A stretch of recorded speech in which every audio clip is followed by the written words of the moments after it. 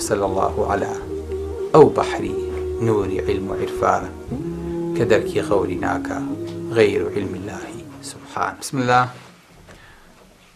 والسلام على رسول الله وعلى آله وصحبه ومن والاه.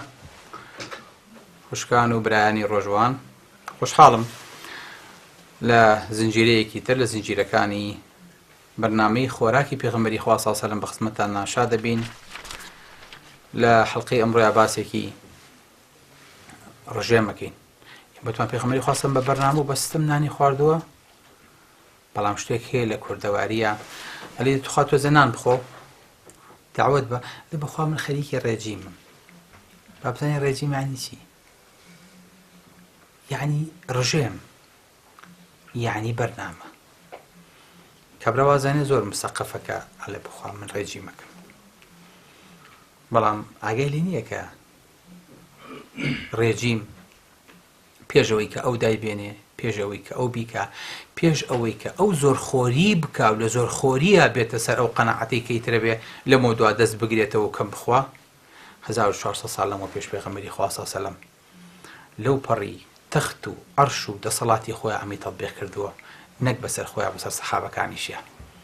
کەواتە ڕێجیم یعنی ڕژێم، یعنی نیزام، یعنی بەرنامە، یعنی تۆ بە بەرنامەشت بخۆی.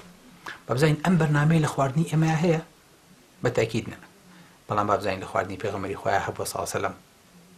ئەساسی ڕێجیمی ئیسلامی چییە؟ ئەوەیە کە خۆت پارێزی لە خواردنی چەور، کۆلیسترۆڵ، ترایگلیسراید، ئەو خواردانی کە مشەبعن بە چەوری، ئەوانی کە عەرزمان کردن پێوتێ فاست فود. دووەم، ڕیاضەیەک و وەرزشێک و جوڵەیەکت هەبێ، هەر ناوێکی لێ ئەنیت، ناوێنی جوڵە، ناوێنی ڕۆیشتن، ناوێنی سێران، ناوێنی سەردان، ناوێنی مزگەوت، ناوێنی تەراویح، ناوێنەی لەیلەتوڵ قەدر، گرنگەوەیە جوڵەیەکت هەبێ، هەستانێکت هەبێ، قیام اللەیل گرنگەوەیە بجوڵیتەوە. ئەمە پێوترێ وەرزش، کە ئەمە هەمووی ئەو تاقەی کە لەشتا کۆبێتەوە سەرفێکە. پێشەوەی کە بنیشێ بەکارێکهێنیت و لە ماسوولکەکانە جارێکی تر کۆیەکەیتەوە سەرفێکەی، چووکە هەموو جوڵەیەکی ماسوولکە پێویستی بە تاقەیە. خواردنی تەندروست خۆشەویستەکانم، خواردنی ڕێژیم لەوەیە خۆی بینێتەوە کەمترین ڕێژەی خواردنی پێویست بخۆیت، بەبێ ئەوەی کە بێڵی لە سنوور دەرچێت و سنوور ببەزێنێت و لە ناو بۆریەکانی خوێنتا کەڵەکە بێت، ئەنجاو کاتە جەڵتە و زەبحە و شەلەل و نەخۆشی دڵ و کێشەکانی ترە بۆ دروستکە. نێڵی بێ بەزەخت، نێڵی بێ بە شەکرە، ئەمە هونەرە.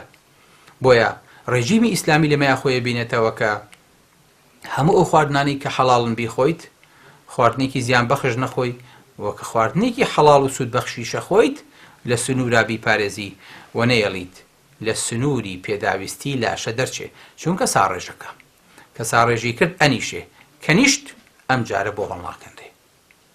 کابرا لە تووشی زەخت بوو، ئەڵێ تووشی شەکرە بوو، ئەڵێ تووشی زەبحە بووم، قەستەرم بۆ کراوە، وەڵا دەماریان بۆ چاندوم. بەڵێ هەموو ئەمانە لە ڕێیە، خوای گەورە پەنای ئێمە و هەموو ڕۆژەوانان و هەموو موسڵمانان بە. جارێکن کابرای هاتە لای پێغەمبەری خوا صلی الله علیه و سلم، پێغەمبەری خوا صلی الله علیه و سلم فەرمی شیری بۆ بێن، شیریان بۆ هێنا خواردی. کابرایەکی کافر، وإن أحد من المشركين استجارك فأجره حتى يسمع كلام الله. شیری مەڕێکی خوارد، شیری دوو مەڕیان بۆ هێنا خواردی، سێیان بۆ هێنا خواردی تا حەوت. شەو لە خزمەتی پێغەمبەری خوا صلی الله علیه و سلم مایەوە بەیانی موسڵمان بوو. پێغەمبەری خوا صلی الله علیه و سلم فەرمی شیری بۆ بێن، شیرێکیان بۆ هێنا خواردی، شیری دووەمی تەواو نەکرد. پێغەمبەری خوا صلی الله علیه و سلم فەرمی المؤمن أو المسلم يأكل في معي واحد والكافر يأكل في 7 أمعاء. مسلمان بيك معيد أخوة، بيك ريخوال أخوة، يك دانتي أكا يك دانا بركة، بلام كافر حو دانا بركة، حو دفر بو شكو تشاو شنوكا أما بركة أو يشتيكا أو يشتيكا هر لكوا هر لنبو هر لتير من أخوة هر لبينن تير ناخوة. بلام مسلمان لي الحمد لله كوتي الحمد لله دسي بريش هناو بس هي هناو هات السرسكي وأجا تيريج نبو بيه دەستی ماندوو لەسەر سکی تێرە هەز بە تێریەکە ئەگەر هەر تێریش نەبوو پێغەمبەر ئاسا و سەحابە ئاسا عومەر و ئەبوو بەکر ئاسا بەردێکی لێ ئەبەستێ بۆ ئەوەی کە پشتی ڕاست بێتەوە بۆی کە هەز بە برسێتی نەکە.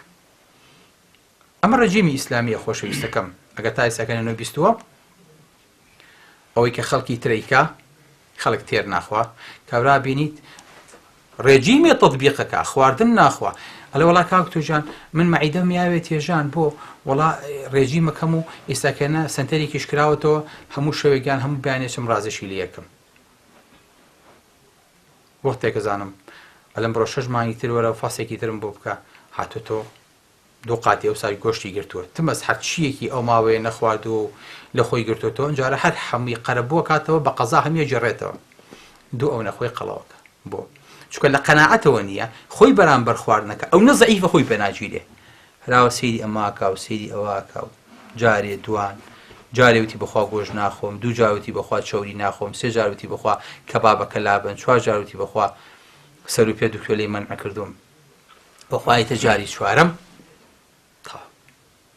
سنوورەکە ئەشکێ بۆ چکە ئەمە لە ئەسڵی قەناعەتەوە ناتەوە بەس ئەوێ خۆی زەعیفکە چۆن خۆی زەعیفکە بەم شێوەیە چکە ئەمڕۆ خۆ زەعیفکردن مۆدیلە بەیانی ئەگەر قەڵەو بوون بوو بە مۆدیل جا نازانێت چۆن خۆی قەڵەوکە خۆی ئەمە بەڵای ئێمە کەواتە ئەمە لە قەناعەت و لە باگراوندێکی علمیەوە نەهاتووە ئەمەش دیسانەوە جۆرێکە لە چی؟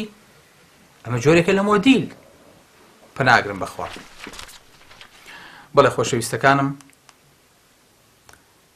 ئەوەی کە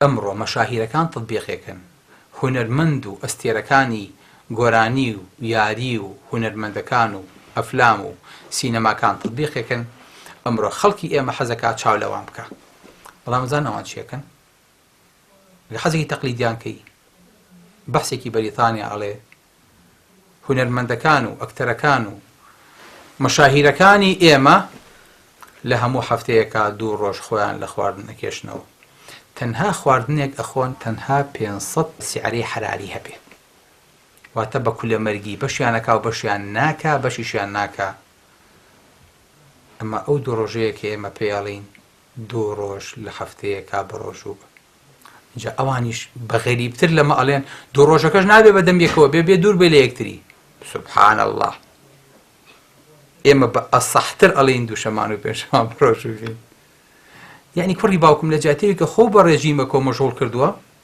خۆ بە ڕژێمێکەوە مەژغوڵ کردووە خۆت بەستوێتەوە بەم شتانەوە باشە بۆ خۆ عەزێت نایبی بە ڕۆژوبی هەر ئەو نە هیچی ترم لە تۆ ناوێت بەس ئەو نەبەیە بە ڕۆژوبە بەس هیچی تر ئەو ڕۆژووە کە ئەجر و پاداشی لەخوا داواکەی و ئەوەی کە لە تەندروستی و سەحەتایە بۆ دێتە دی ئەمە ئەولاترە یان تەنها لەبەر هۆکارێکی دنیای و مۆدێلات و چاولێکەری خۆت لە کۆمەڵە مەلەزاتی دنیا بکێشیتەوە بۆیە ئیسلام ئەمەی حەل کردوویان نا ڕێجیم پێتەڵێ لە ڕۆژێکە ئەو نەنانە خۆیت ئەو نە کەوچک برنجە خۆیت ئەگە برنجی تیابێ ڕێجیمەکە هێلکەیەک ئەو نە گۆشتی ماسی ئەو نەمیوە ئەو نەسەوزە ئیسلام ئەم تەحدیدەی کردووە بەڵێ پێغەمبەری خوا صلی الله علیه وسلم كان يصبح ب7 تمرات پێغەمبەری خوا صلی الله علیه وسلم بەیانیان کە هەستاوە چی کردووە 7 دەنگ خورمای خواردووە ئەمڕۆ 7 خواردووە بەیانی 4 خواردووە دوو بەیانی 10 خواردووە توێتی هەموو بەیانیە 7 دەنگ خورمای ئەی بۆ هەژ نەبێ بێ ڕێجیمەکە وایە بەرنامەکە وایە بێ 7 یعنی 7 ئاگاتان لێ بێ 7ەکە لە فەراغەوە ناتووە چونکە سیستمەکە وایە بێ 7 دەنگ خورما ئوخوای چێ لە 1400 ساڵا بیری لەوە کردووە عەدەدی خورما دیاری کا بە 7 نەخێر لە حەدیثێکی تر پێغەمبەری خوا صلی الله علیه و سلم فەرمێ لا تقارنوا یعنی چی یعنی دوو بەیەکەوە شت مەخۆن ئەم خواردنەی کە خۆیت تێ چێژی لێ بکەی خورمایەکە نوقڵێکە دانە بێخەرەدەمتەوە دوو مەی خەرەدەمتەوە ئیلا مەگەر خاوەن ماڵەکە ئیزنە بە. ئەمە عەزەمەتی دینەکەی ئێمەیە. نەک لە 7 عەدەدی دیاری کردووە، لە 2 عەدەدی دیاری کردووە، بەڵێ اقتصادی کە، ڕێجیم کە، دوانەکە پێکەوە مخۆ. یەکێک ئەگە تێرە پێ خوارد مەیکە بە دوو، یەکەکە بێڵە بۆ یەکێکی تر. سبحان الله. چیتر بڵین؟ بڵین وصلى الله على أو بحري نور علم وعرفانه كدرك غوري ناكا غير علم الله سبحانه. والسلام عليكم ورحمة الله وبركاته.